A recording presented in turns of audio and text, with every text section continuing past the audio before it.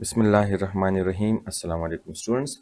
Last video में हमने computer memory के बारे में बात की थी कि किस तरह से कंप्यूटर की मेमोरी के अंदर बिट्स होते हैं और फिर 8 बिट्स मिलाकर 1 बाइट का ब्लॉक बनाता है और हर ब्लॉक का अपना एक एड्रेस होता है। तो फर्स्ट ब्लॉक का एड्रेस 0 हमने एज्यूम किया था, फिर सेकंड का 1, फिर थर्ड का 2 ब्लॉक, इस तरह से आखिरी ब्लॉक का भी कुछ ना कुछ एड्रेस होगा। तो आज हम बात करेंगे वेरिएबल्स के बारे में कि किस तरह हम वेरिएबल्स को सी प्लस प्लस के प्रोग्राम के थ्रू क्या करते हैं, डिक्लेयर करते हैं, फिर इनिशियलाइज करते हैं और हम उसमें मुख्तलिफ वैल्यूज़ पुट कर सकते हैं। और साथ साथ में मैं इसके थ्योरेटिकल बैकग्राउंड में भी आपको बताऊंगा कि जब हम वेरिएबल को डिक्लेयर करते हैं किसी भी प्रोग्रामिंग लैंग्वेज में, स्पेसिफिकली जो हम कर रहे हैं सी प्लस प्लस, तो उसके साथ मेमोरी में इन वैल्यूज़ के साथ क्या होता है। तो दोनों साइड को हम डिस्कस करेंगे। सबसे पहली बात तो आप ये याद रखिएगा कि ये आपका एक सिंपल एक सैम्पल जो सी प्लस प्लस का स्ट्रक्चर होता है, खाली एक प्रोग्राम है। इसको मैंने सेव किया और इसको हम कंपाइल एंड रन करते हैं। तो अगर देखते हैं कि ये सक्सेसफुली रन हो जाता है तो we should be seeing an empty screen. ठीक है, अब इससे ऊपर कुछ भी नहीं है, तो इसका मतलब यह है कि हमारा प्रोग्राम सक्सेसफुली रन हो गया है। अब हम क्या करने वाले हैं, इधर मैं क्या करता हूँ, लिखता हूँ सी आउट और मैं लिखता हूँ फॉर एग्जांपल मार्क्स। ठीक है, अब मैंने कुछ डिस्प्ले किया है मार्क्स और उसके सामने एक इंटीजर लिटरल वैल्यू में डिस्प्ले करना चाहता हूँ, जिस तरह के 20। तो 20 को मैंने डिस्प्ले किया और इसको हम रन करके चेक करते हैं तो ये 20 इधर आ गया है। अब ये याद रखिए कि हमारे प्रोग्राम, ये जो हमारा ये वाला पूरा प्रोग्राम है, इसको जब हम रन करते हैं तो ये मेमोरी में लोड हो जाता है और मेमोरी से आपका जो सीपीयू है, कंप्यूटर है, वो इंस्ट्रक्शंस को रीड करता है लाइन बाय लाइन। ठीक है, लाइन बाय लाइन क्या करता है, एग्जीक्यूट करता है। जब उसको ये नज़र आता है कि यहाँ पर सी आउट मार्क्स लिखा है और 20 लिखा है, तो वो क्या करता है कि आपके स्क्रीन पर मार्क्स और 20 को डिस्प्ले कर देता है। तो इसका ये मतलब हुआ कि हमारे प्रोग्राम ने कुछ स्टोर नहीं किया मेमोरी में, बल्कि आउटपुट किया है हमारे स्टैंडर्ड आउटपुट डिवाइस पर, जो कि इस वक्त हमारा कंसोल है। ठीक है, तो वहां पर इसने डिस्प्ले कर दिया है कि what if we want to save something in the memory. तो उसके साथ हम क्या कर सकते हैं, फॉर एग्जांपल अगर मैं इधर ये लिखूं, ठीक है, कि मैं इस तरह लिखूं सी आउट सरकमफ्रेंस। ठीक है, सरकमफ्रेंस ऑफ अ सर्कल क्या है, तो अगर उसके फार्मूला है पाई आर स्क्वायर, तो मैं कहता हूँ कि 3.14, ठीक है, इनटू रेडियस अगर मैं लूँ 5 मीटर्स, तो इसको आर स्क्वायर है तो मैं 2 दफ़ा कर दूंगा। ठीक है, इस तरह से तो ये क्या हो जाएगा, ये कैलकुलेट करके ये आउटपुट कर देगा स्क्रीन पर। तो चले एक दोबारा देख लेते हैं। अब देखिए 78.5 मेरे पास क्या आया, circumference of a circle from this formula आ गया है। अब बात यह है कि व्हाट इफ कि हम इसका जो जवाब है वो अपने साथ सेव करना चाहते हैं। ठीक है, तो हमारे पास कोई मैकेनिज्म होना चाहिए कि हम इस वैल्यू को डिस्प्ले तो कर सकते हैं लेकिन इसको स्टोर भी करें। तो हम क्या करेंगे, इसके लिए हम वेरिएबल को यूज़ करेंगे। अब वेरिएबल को यूज़ करने के लिए पहले चाहिए हमें कि हम उसको डिक्लेयर करें। तो डिक्लेरेशन का मतलब ये है, इधर मैं कमेंट्स में लिखता हूँ वेरिएबल डिक्लेरेशन। ठीक है, डिक्लेरेशन। अब वेरिएबल डिक्लेरेशन कैसे हम करते हैं, हम लिखते हैं डेटा टाइप पहले और फिर डेटा टाइप के साथ लिखते हैं आइडेंटिफायर। आइडेंटिफायर, ठीक है, आइडेंटिफायर। तो ये साइंटेक्स है हमारा कि हम पहले डेटा टाइप पुट करेंगे और फिर वेरिएबल का जो नाम है वो पुट कर देंगे और सेमीकोलन, तो वो हमारा वेरिएबल कहलाएगा। तो इसका एग्जांपल क्या होगा, चलिए देख लेते हैं। तो अगर हमने इंटीजर वेरिएबल डिक्लेयर करना है तो हम लिखेंगे इंट। ठीक है, int is a keyword that will be used to declare an integer variable. अच्छा, तो इंट मैंने ले लिया। अब आइडेंटिफायर का नाम कुछ भी हो सकता है, तो मैं कह सकता हूँ कि रेडियस। तो मैंने कहा कि हम इसमें क्या करेंगे, रेडियस पुट करेंगे, या इधर मैं लिख लेता हूँ सरकमफ्रेंस। ठीक है, तो मैंने इंट सरकमफ्रेंस कर दिया है। अगर आपने इस सरकमफ्रेंस को फ्लोट करना है तो फिर इसके अंदर फ्लोटिंग वैल्यू सेव होगी। अगर आपने कैरेक्टर करना है तो फिर इसके अंदर कैरेक्टर वैल्यू सेव होगी। फॉर नाउ हम एज्यूम करते हैं कि we want to store an integer value inside a circumference variable. अब जब आप इधर सर्कमफ्रेंस पुट ये वेरिएबल डिक्लेयर करते हैं तो इससे होता क्या है, अब मैं उस चीज़ को एक्सप्लेन करता हूँ कि मेमोरी के इनसाइड, ठीक है, अगर सपोज करें कि ये हमारी मेमोरी है, ये हमारी मेमोरी है जो कि मुख्तलिफ बाइट्स पे मुश्तमिल होता है, ठीक है, इस तरह से आखिर तक। तो ये पूरी मेमोरी के अंदर क्या होगा कि किसी रैंडम जगह पर जो कि खाली होगा, आपका प्रोग्राम का जो स्पेस है उसके अंदर एक जगह रिजर्व कर देगा, ठीक है, एक जगह रिजर्व कर देगा। लेकिन किस चीज़ के लिए? इंटीजर के लिए। अगर इंटीजर के लिए जगह रिजर्व करनी है तो कितनी स्पेस रिजर्व करना चाहिए? आपको पता है कि इंटीजर 4 बाइट्स लेता है, तो हम एज्यूम कर लेते हैं कि ये वाले 4 बाइट्स इसने कंज्यूम रिजर्व कर लिए हैं, 1 2 3 4। तो मैं इधर इस तरह से ये बना लेता हूँ कि ये इसने रिजर्व कर दी है। तो अब इस बॉक्स को मैं यहाँ पर इस तरह से बना लेता हूँ कि ये बॉक्स जो है ये वाला बॉक्स है। तो अब इस बॉक्स का कुछ ना कुछ एड्रेस होगा, तो वो वाला एड्रेस होगा जो इस बाइट का एड्रेस है। तो फॉर एग्जांपल इस बाइट का एड्रेस है 02, ठीक है, तो ये इसका एड्रेस हुआ। अब हमने लिखा है इंटीजर, तो इंटीजर से इसने ये इज्यूम नहीं, मतलब ये मतलब लिया कि मुझे एक नंबर स्टोर करना होगा जो कि 32 बिट्स में उसको मैं रिप्रेजेंट करूंगा, तो इसने इसलिए 4 बाइट्स को लिया, ठीक है। फिर सरकमफ्रेंस आपने बोला कि इसको नाम दो सरकमफ्रेंस, तो ये इस बॉक्स का नाम हो जाएगा। मैं इधर लिख लेता हूँ सरकमफ्रेंस, ठीक है, बस ये आपको समझ आ जाना चाहिए कि ये सरकमफ्रेंस मैंने इधर लिख लिया है, पूरा सरकमफ्रेंस, ठीक है। अब ये इसको हम बोलते हैं वेरिएबल डिक्लेरेशन। जब आपका प्रोग्राम रन होता है और ये फर्स्ट लाइन एग्जीक्यूट होता है तो आपके मेमोरी में ये चीज़ हो जाती है, एक मेमोरी लोकेशन को रिजर्व किया जाता है ताकि उसमें और कुछ भी सेव नहीं होगा। और क्या सेव होगा? इंटीजर वैल्यू सेव होगी जब इसको असाइन किया जाएगा। तो अब हम क्या करते हैं, असाइनमेंट को देखते हैं कि इसके अंदर हम वैल्यू को लाएंगे कहाँ से। तो उसके लिए हम ऑपरेटर यूज करते हैं असाइनमेंट, जिसको आप इक्वल बोलते हैं आम मैथमेटिकल में। तो ये इक्वल सिंबल जो होता है इसको हम क्या बोलते हैं? असाइनमेंट। असाइनमेंट का क्या काम होता है? असाइनमेंट के इस साइड पर कुछ होता है और इस साइड पर कुछ होता है। तो असाइनमेंट का मतलब यह है कि यहाँ से जो वैल्यू आएगी वो इस चीज़ को असाइन होगी, from the right side to the left side, ठीक है। हम इसको अब देखते हैं। चलिए जी, इसको मैं मिटा देता हूँ ताकि हमारा स्क्रीन थोड़ा साफ हो जाए। और अब हम इस पे आते हैं वेरिएबल असाइनमेंट पर। तो मैं इधर लिखता हूँ सरकमफ्रेंस, बल इसको कॉपी करके पेस्ट कर लेते हैं तो स्पेलिंग में मिस्टेक नहीं आएगी। तो इज इक्वल टू क्या, ये वाला फॉर्मूला सरकमफ्रेंस का है, तो मैं इसको यहाँ से कॉपी करके इधर पेस्ट कर लेता हूँ और सेमीकोलन लगा लेता हूँ। तो अब ये क्या करेगा, पहले ये इनको कैलकुलेट करेगा, इससे जो जवाब आएगा वो सरकमफ्रेंस में असाइन हो जाएगा, ठीक है। चलो इस लाइन को अब मैं यहाँ पर थोड़ी देर के लिए कमेंट कर लेता हूँ ताकि ये रन ना हो और सिर्फ ये हो। तो इससे क्या आएगा, फॉर एग्जांपल 3.14 इंटू 5 तो 5 इंटू 5 25 आता है। 25 को 3.14 से मल्टीप्लाई करें तो जो भी जवाब आता है उसमें डेसिमल पार्ट भी होगा फ्लोटिंग, लेकिन वो डेसिमल वाला पार्ट हट जाएगा क्योंकि हमने सरकमफ्रेंस को इंटीजर डिक्लेयर किया है। तो इस साइड पर जो वैल्यू आएगी वो इंटीजर आएगी। तो चलो अब देखते हैं कि इससे क्या जवाब आता है, ठीक है। तो हम इसको मैन्युअली कैलकुलेट कर लेते हैं, मैन्युअली कैलकुलेटर से, ताकि हम इसको सिर्फ क्रॉस चेक कर सकें। तो आप देखिए 3.14 मल्टीप्लाई बाय 5 मल्टीप्लाई बाय 5, इससे आता है 78.5।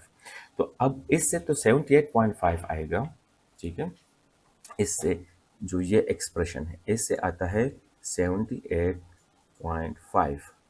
अब इससे तो आएगा 78.5, लेकिन इधर आपने असाइनमेंट ऑपरेटर यूज किया है, तो इसका मतलब है कि ये 78.5 की वैल्यू इधर अब असाइन होगी इस वेरिएबल के नाम को, ठीक है। अब इधर जो वेरिएबल है उसको आपने पहले डिक्लेयर किया था कि इंटीजर, तो इधर सिर्फ इंटीजर आएगा। तो इस 78 से 0.5 से सिर्फ 78 इस इंटीजर में सेव हो जाएगा। तो इधर क्या वैल्यू आएगी, इधर आ जाएगी 78, 78.5 नहीं आएगी। अगर आपने इसको फ्लोटिंग में ही सेव करना है तो फिर आप इधर लिखोगे फ्लोट इधर, ठीक है। और फिर नेक्स्ट मैं आपको बताता हूँ। चलो उसको देख लेते हैं स्टेप बाय स्टेप पे किस तरह से आता है। तो ये वेरिएबल की कहानी है।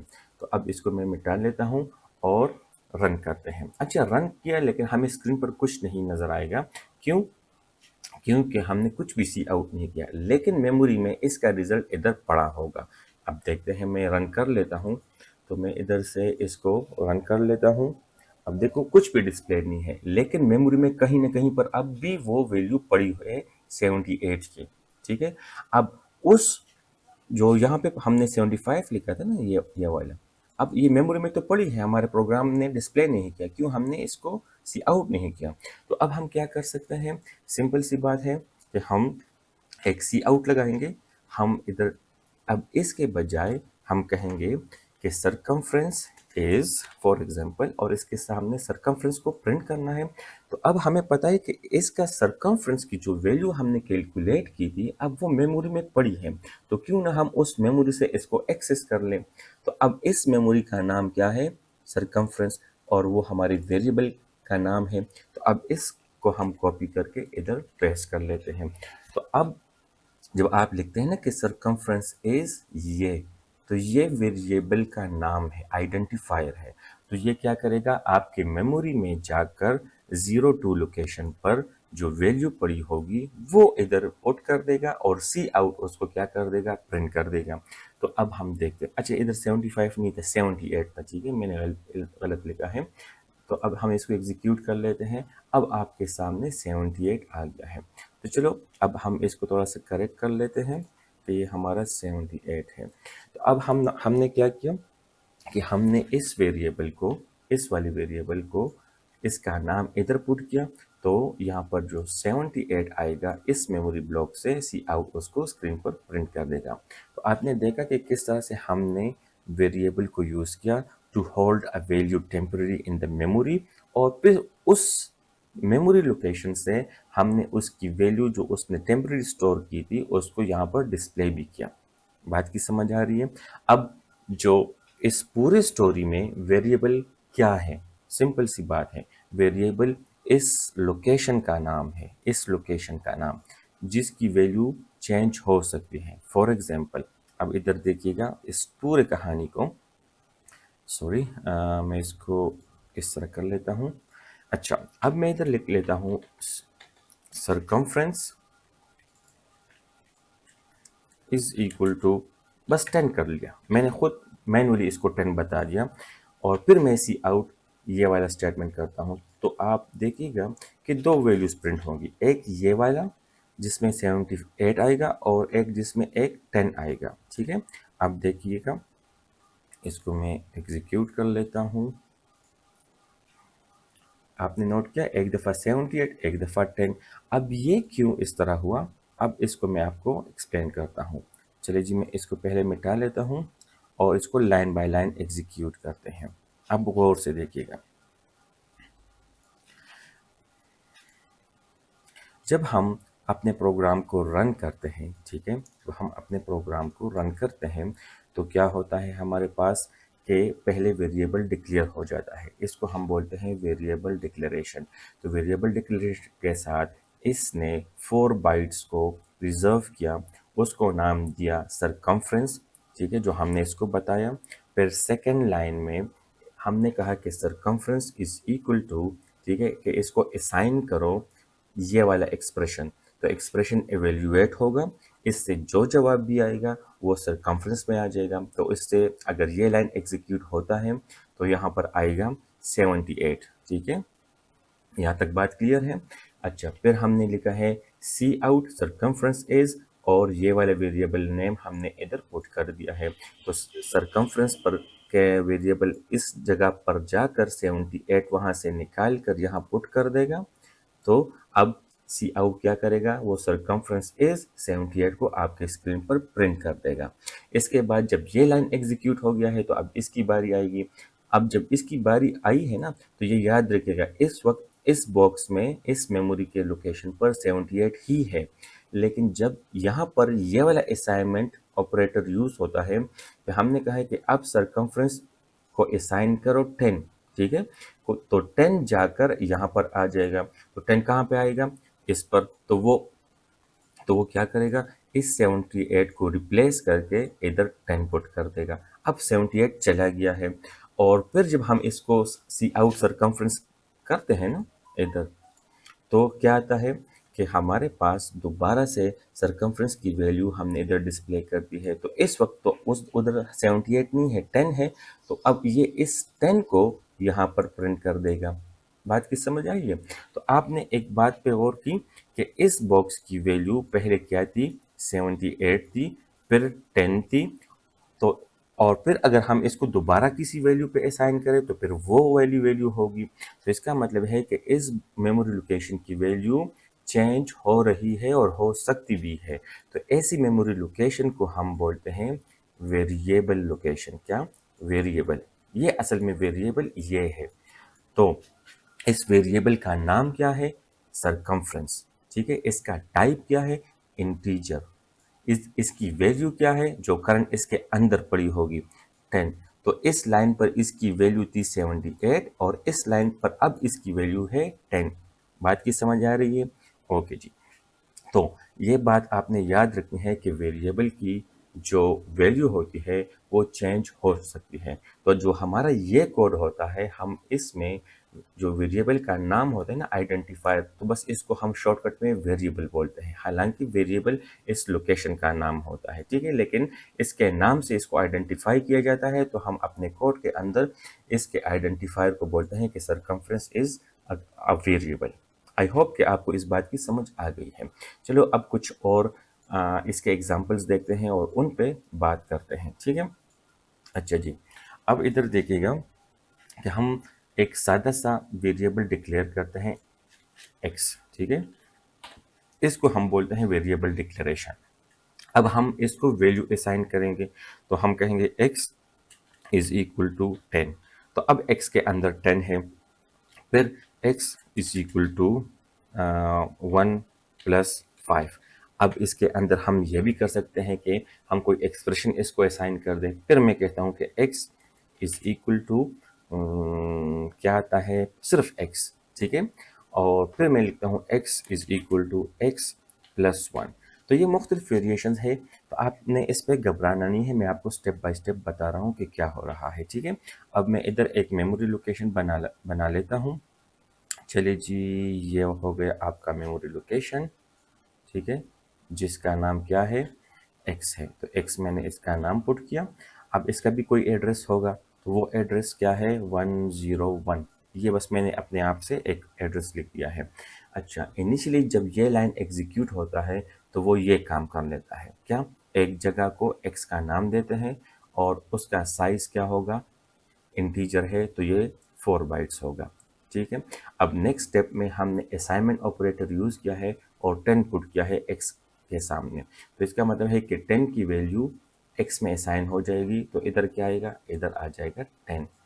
तो इस वक्त जब ये लाइन एग्जीक्यूट हो गया है तो इस मेमोरी लोकेशन में 10 पड़ा है। अच्छा, जब ये लाइन एग्जीक्यूट होगा, ये रन होगा, तो अब x की वैल्यू चेंज हो जाएगी। क्यों? क्योंकि यहाँ पर हमने लिखा है 5+1 6, तो अब इसकी वैल्यू क्या होगी, 6 होगी।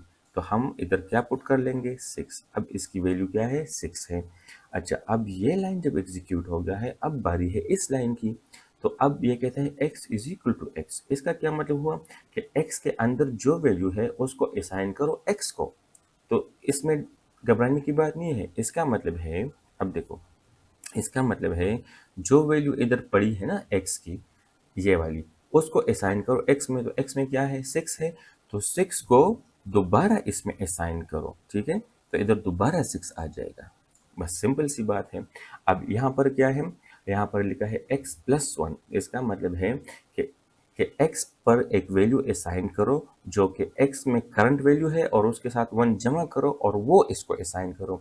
तो x में क्या पड़ा है 6 प्लस 1, तो इससे आएगा 7, तो 7x में असाइन कर दो। तो अब 6 यहाँ से रिमूव होकर क्या आ जाएगा, ये आ जाएगा 7। सिंपल सी बात है ये।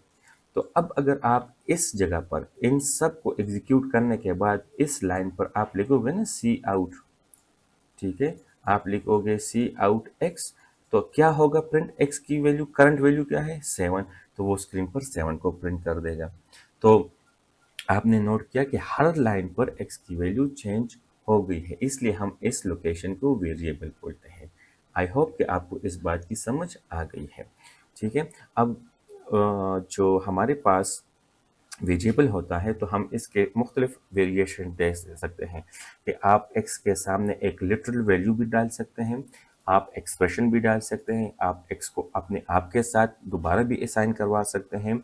और ये वाला एग्जांपल तो सेम है, लेकिन उसमें सिर्फ फ़र्क ये है कि इस एक्सप्रेशन में दोनों ऑपरेंड्स जो हैं वो क्या हैं, वो लिटरल इंटीजर वैल्यूज़ हैं, और यहाँ पर दो ऑपरेंड जो है एक लिटरल इंटीजर है और एक वेरिएबल है। तो इसका और इसका मतलब एक ही है, लेकिन यहाँ पर ये मेमोरी से वैल्यू उठाकर 1 के साथ प्लस करेगा और इधर ये 1 ही इस 5 के साथ प्लस करेगा। बस सिंपल सी बात है। तो अब फॉर एग्जांपल मैं इन सब को मिटा लेता हूँ और इधर लिख लेता हूँ एक इंटीजर x है और एक इंटीजर y है। ठीक है, अब देखो मैं दोनों में कुछ वैल्यू भी असाइन नहीं करता हूँ, मैं लिखता हूँ सी आउट x, ठीक है, इंटीजर सॉरी सी आउट और y, और एंड लाइन कर देता हूँ। और इसको देखते हैं कि हमने इसके अंदर कोई भी चीज़ असाइन नहीं की, तो फिर इसके अंदर क्या होगा। तो अब जब ये लाइन एग्जीक्यूट होगा ना, ये वाला, तो एक बॉक्स बनेगा, उसका नाम x होगा, उसके अंदर कुछ भी हमने असाइन नहीं किया, ठीक है। और फिर दूसरा बॉक्स है, उसका नाम y है और उसके अंदर भी हमने कुछ असाइन नहीं किया, ठीक है, और उसको हमने डायरेक्ट सी आउट x कर दिया है। तो देखते हैं कि इसके अंदर क्या होगा कि वो प्रिंट कर ले। चलिए इसको रन करते हैं और देखते हैं। अच्छा, आप नोट कर ले, एक में 0 आया, एक में 1 आया, तो हमने तो इसमें कुछ असाइन नहीं किया, तो ये वैल्यूज़ कहाँ से आ गई हैं। तो ये बात याद रखिएगा कि जब आप किसी वेरिएबल को डिक्लेयर करते हैं और उसमें कुछ वैल्यू भी नहीं डालते, ठीक है, तो उसमें पहले से कुछ ना कुछ वैल्यू होती है जो हमारे काम की नहीं होती, हमने सेव नहीं की, तो उसमें जो भी वैल्यू आएगी वो हमारे लिए क्या है, यूज़फुल नहीं, वो हमारे काम की वैल्यू नहीं है। तो उन वैल्यूज़ को हम फिर बोलते हैं गार्बेज वैल्यू। क्या बोलते हैं, गार्बेज वैल्यू। अब ये जो वैल्यूज़ है ये हमारे पास क्या है, गार्बेज वैल्यूज़ हैं, ठीक है। तो it is a good approach कि हम अपने वेरिएबल्स को जब यूज़ करें तो उसको पहले से कुछ ना कुछ वैल्यू असाइन करें। अगर आप असाइन नहीं करते तो फिर उसमें क्या होगा, गार्बेज वैल्यू है। और अगर आपने उसको इनिशियलाइज़ नहीं करना, इनिशियलाइज़ का मतलब यह है कि अगर आपने उसके अंदर कोई वैल्यू सेव नहीं करनी तो फिर उस वेरिएबल को यूज़ करने का कोई फ़ायदा ही नहीं, उसको आप रिमूव भी कर सकते हैं, ठीक है। तो अब देखते हैं कि वेरिएबल डिक्लेरेशन तो आपने समझ लिया कि इसको हम क्या बोलते हैं, वेरिएबल डिक्लेरेशन। जो दूसरी चीज़ है वो मैंने आपको बताई थी कि वेरिएबल असाइनमेंट है, कि हमने वेरिएबल के अंदर कोई वैल्यू असाइन करनी है। तो हम कैसे असाइन करते हैं, वेरिएबल असाइनमेंट, ठीक है।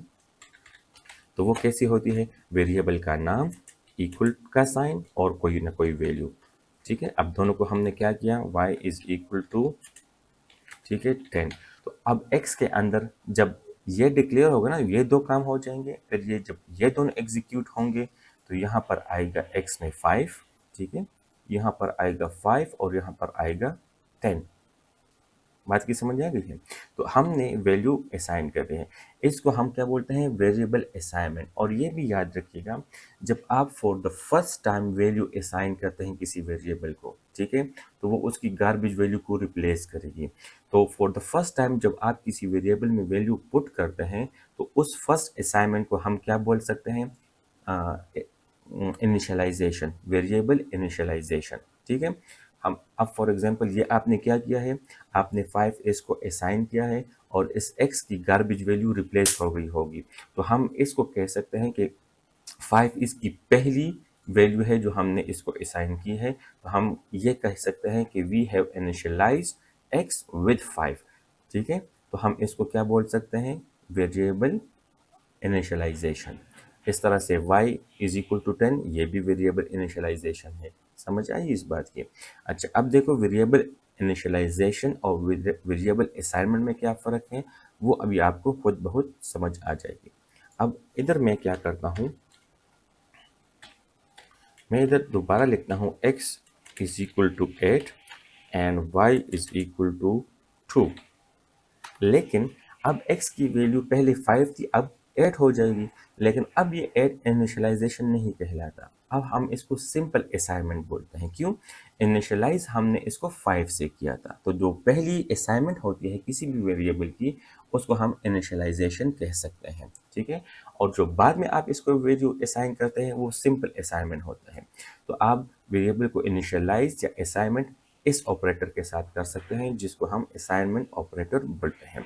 अच्छा, इसके अलावा ये बात ज़रूर याद रखिएगा कि हम वेरिएबल डिक्लेरेशन को और इनिशियलाइजेशन को एक स्टेप में भी कर सकते हैं। कैसे? आइए मैं आपको दिखाता हूँ अब। ठीक है, इसको मैं क्लियर कर दूं। ये लीजिएगा। अब मैं इधर क्या करता हूँ, इधर मैं लिखता हूँ integer x is equal to 10। ठीक है, और integer y is equal to 20। अब मैंने x को डिक्लेयर भी किया और साथ में इनिशियलाइज भी किया।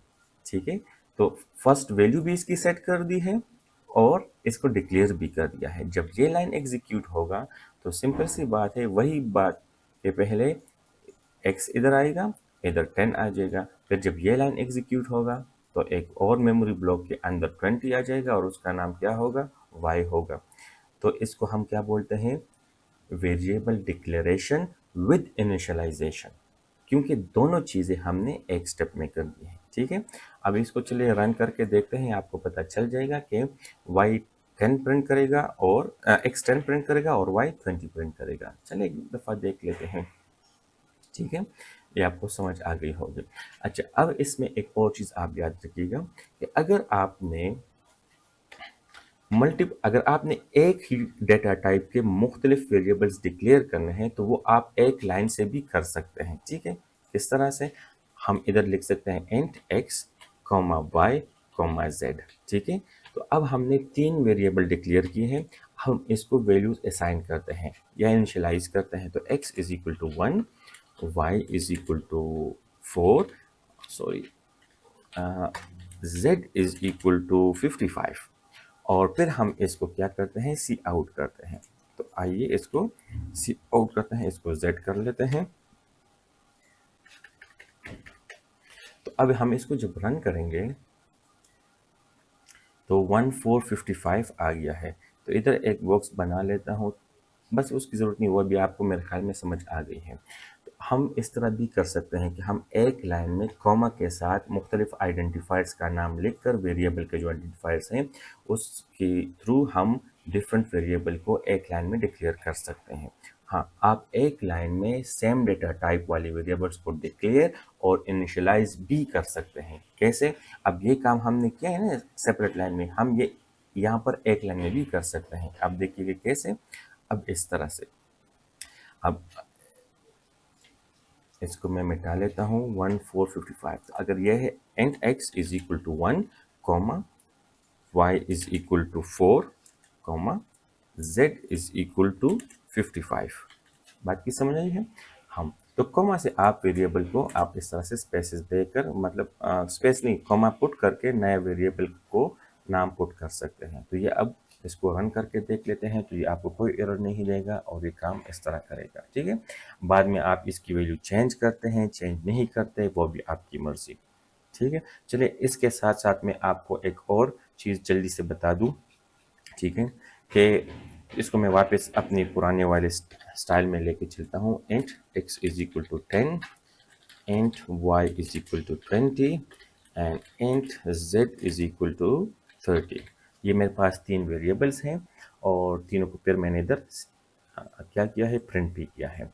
अच्छा, इसके कुछ शॉर्टकट्स हैं जो कि हम इस तरह कर सकते हैं कि अगर मैं लिखूँ x is equal to x plus 1, तो x में करंटली क्या है, 10 है, तो इससे क्या हो जाएगा, 10 प्लस 1 11, तो 11 इधर असाइन हो जाएगा। ठीक है, ये वाले वेरिएबल्स फिलहाल चलो मैं हटा लेता हूँ ताकि हमारा फोकस एक ही वेरिएबल पर हो, तो वो ज़्यादा अच्छी बात है। ठीक है, अब इसको मैं रन करता हूँ तो देखिएगा x में 11 आएगा। ठीक है, अच्छा, अब इसको मैं इस तरह कर सकता हूँ 2 3 4, तो मैंने 4 दफ़ा इसको x प्लस 1 किया तो इसकी वैल्यू 1 by 1 इंक्रीमेंट हो रही है एक एक लाइन पर। फॉर एग्जांपल 10 है इनिशियली इसमें, यहाँ पर 11 हो जाएगी, यहाँ पर 12 हो जाएगी, यहाँ पर 13, यहाँ पर 14, तो आखिरी वैल्यू जब हम इसको सी आउट करेंगे तो इसमें क्या होगा 14। ठीक है, अच्छा, अगर इसी सी आउट को एक दफ़ा मैं इसके नीचे प्रिंट कर दूँ तो अब स्क्रीन पर क्या प्रिंट होगा, अब देखिएगा इनिशियली 10 था, यहाँ पर ये 11 हो गया, यहाँ पर 12 हुआ, तो यहाँ पर x में क्या होगा 12, तो ये 12 प्रिंट करेगा। ये प्रिंट करने के बाद फिर x के साथ 1 प्लस होगा 13 होगा, फिर 14 होगा, और फिर ये वाला सी आउट x को 14 प्रिंट करेगा। तो इसका मतलब ये हुआ कि 10 11 12 प्रिंट होगा और फिर 14, तो 12 और 14 आपके स्क्रीन पर डिस्प्ले होंगे, 12 और 14 ये आते हैं। ठीक है, तो ये वाला जो काम है ना, ये हम इस तरह कर इसको चेक कर सकते हैं कि एक वेरिएबल की वैल्यू चेंज हो रही है तो हम सी आउटपुट करके इसकी वैल्यू को देख सकते हैं कि इस वक्त इसकी वैल्यू क्या है। ठीक है, और अगर आप इसको हम एक टर्म दें ना कि x की वैल्यू हर लाइन में बाय 1 वैल्यू इंक्रीमेंट होती है, इंक्रीमेंट का मतलब कि ज़्यादा हो रही है, तो कौन कितने नंबर से ज़्यादा हो रहे हैं, तो बाय 1। ठीक है, हम इस तरह भी कह सकते हैं कि यहाँ पर इसको 2 के साथ, फिर 1 के साथ, फिर इधर 4 के साथ और इधर 6 के साथ। तो अगर मैं अभी आपसे पूछूं कि यहाँ x में वैल्यू क्या होगी जब ये प्रिंट होगा, तो आप क्या कहोगे। ठीक है, तो चलिए अपने माइंड में इसको एग्जीक्यूट कर लें और फिर देखते हैं कि आपका माइंड और इसमें जो जवाब आएगा वो सेम है या नहीं।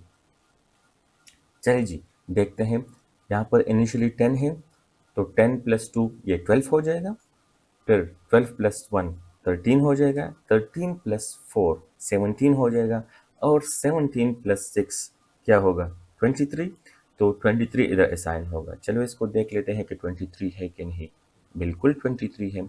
ठीक है, तो x की वैल्यू इस तरह से इंक्रीमेंट हो रही है।